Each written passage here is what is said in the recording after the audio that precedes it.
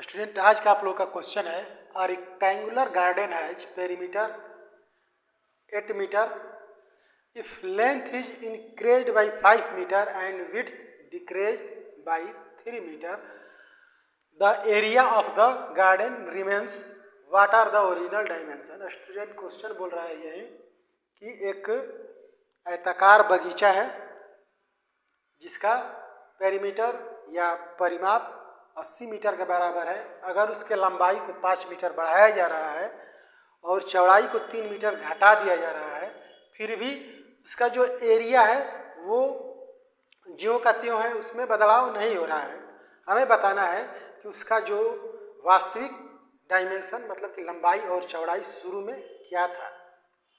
Student इस question का जो कंसेप्ट है वो पेरीमीटर और जो एरिया वाला होता है उसी पे बेस्ड है। इसमें स्टूडेंट इस क्वेश्चन में ट्विस्ट जो है या जो थोड़ा एक ऐसा पॉइंट है जिसको हमें देखना है और समझना है, वो ये दिया गया है कि लंबाई और चौड़ाई में बदलाव करने पर भी एरिया जो है इसका कांस्टेंट बना रहता है, मतलब कि उसमें बदलाव नहीं होता है। स्टूडेंट इसमें लंबाई और चौड़ाई दो हमें जो है कंटेंट फाइंड करने हैं। ये दोनों के दोनों हमारे लिए अननोन कंटेंट है। तो यहाँ पे स्टूडेंट हम दो इक्वेशन बनाएंगे जो कि 2 वेरिएबल्स में होंगे, लीनियर होंगे, और उसी के बेस पे स्टूडेंट इस क्वेश्चन को हम सॉल्व करेंगे। मतलब कि यहाँ पे हम लीनियर इक्वेशन इन 2 वेरिएबल वाला कंसेप्ट अप्लाई करेंगे। इसके बाद स्टूडेंट यहाँ पे जैसे कि किसी भी क्वेश्चन को सॉल्व करने के लिए हमें किस तरह से हमारा क्या थिंकिंग प्रोसेस होना चाहिए, ये सब चीज़ें जो है इस पर भी ध्यान देंगे हम। जैसे कि यहाँ पे दिया गया है कि जो पेरीमीटर है 80 मीटर है। हमें पता है कि किसी भी रेक्टेंगल का जो पेरीमीटर होता है 2 × L+B के बराबर होता है। यहाँ पे अगर हम चाहें तो लेंथ और ब्रेथ को कोई भी जो वेरिएबल्स हैं उनको हम एज्यूम कर सकते हैं, लेकिन यहाँ पे हम मान लेते हैं कि लेंथ जो है उसको हम L और ब्रेथ को B मान लेते हैं। Length equal L and breadth जो विड्थ है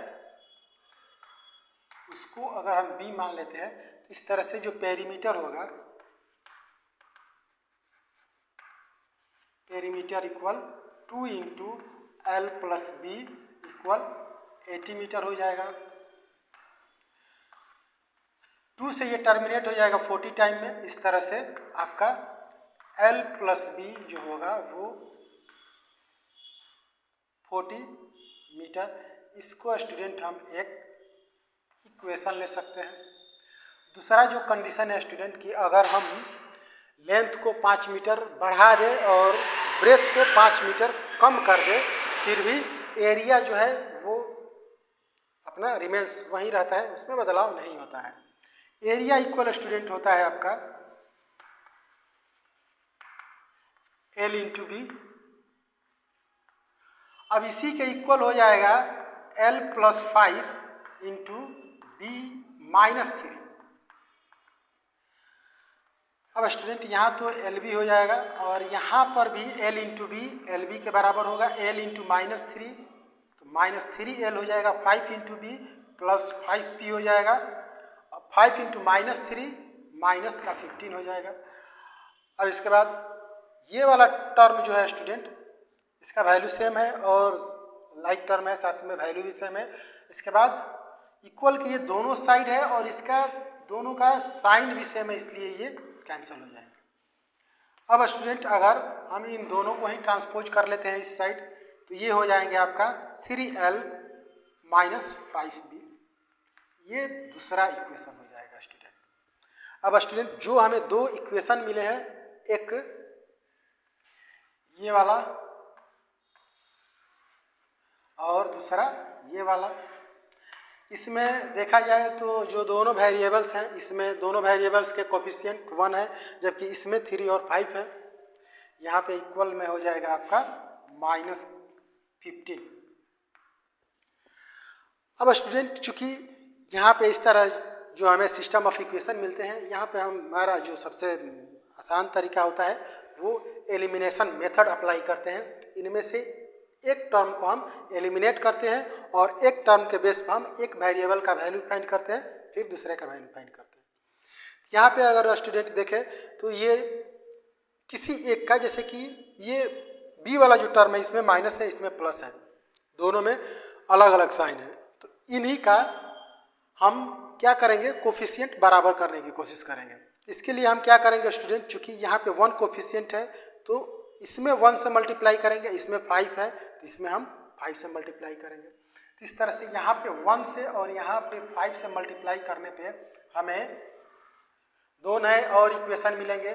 जो पहला होगा, थर्ड नंबर में जो अब इक्वेशन होगा वो हो जाएगा आपका 5L प्लस 5B इक्वल 200। ये हो जाएगा आपका थर्ड इक्वेशन। इसके बाद स्टूडेंट इसका जो होगा ये, इसके में वैल्यू चेंज नहीं होगा, सिर्फ हम इसको लिख देंगे फोर्थ इक्वेशन। ये हो जाएगा 3L माइनस 5B इक्वल, ये माइनस का 15 होगा।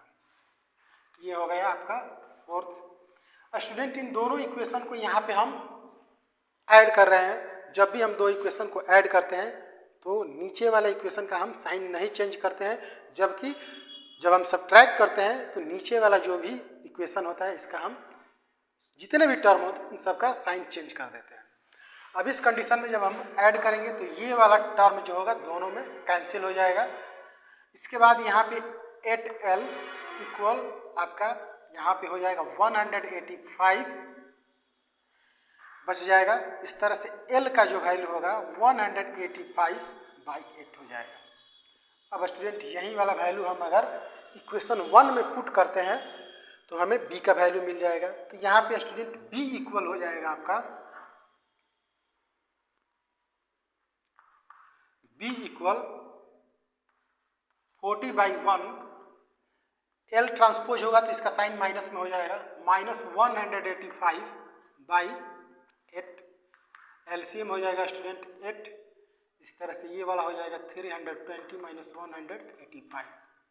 सब्ट्रैक्ट करेंगे स्टूडेंट, यहाँ पे 5, 11 में से 8 जाएगा 3 और 2 में से 1 जाएगा 135/8। एक जो लेंथ होगा स्टूडेंट 185/8 होगा, जबकि ब्रेथ जो होगा 135/8 मीटर होगा।